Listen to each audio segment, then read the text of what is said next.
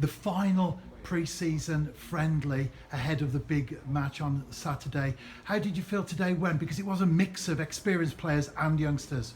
Yeah, it was a mix of players that needed minutes that are potentially going to start on Saturday.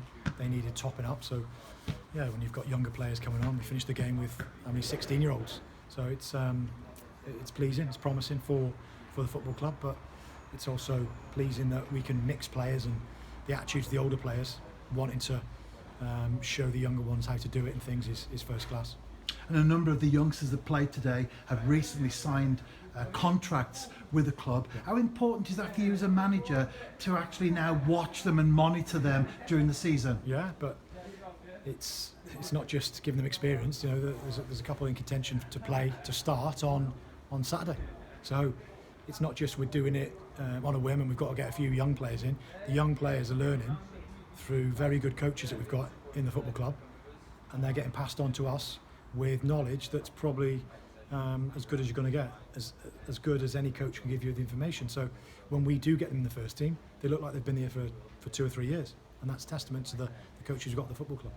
And you mentioned the coaches. Obviously you're the manager, you make the decisions at the end of the day, but when you look at the people with you on the bench, also those on the balcony today watching on, there is a very strong team off the field as well. Yeah, and the football club have always done it. I've been here for 18 years, and they've always tried to get players who come towards the end of their career into a coaching position or something else involved with the football club, which is very good, because it's like a continuity and a pathway for young coaches to come into the game. It's a brilliant place to start. So yeah, we've got Steve Evans, obviously Christian Sargent, Connor's doing the goalkeeping as well, although a very good goalkeeper.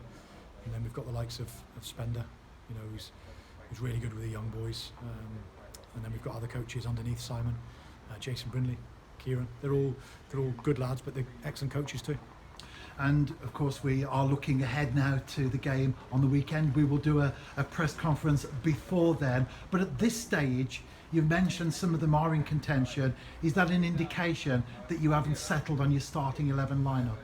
Yeah, there's a couple of places up for grabs, because we've got to also think about the week after.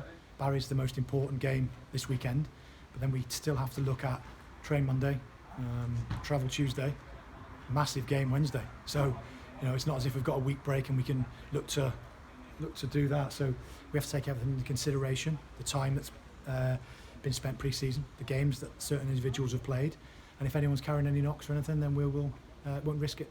And how will you balance those two games, because they are both very important ones for the club? How will you balance that in terms of the squad? Yeah, you want to play your strongest team, but for me, I haven't got to worry about that, because if I took 3 or 4 players out of the starting lineup, I know this year that 3 or 4 are as good as, sometimes, if not better, because there's reasons why they're on the bench. There's reasons why we rest them or wait till the time's right to play them. So I've got no hesitation in playing someone that has been sub or been out of the squad, because I know the quality of it.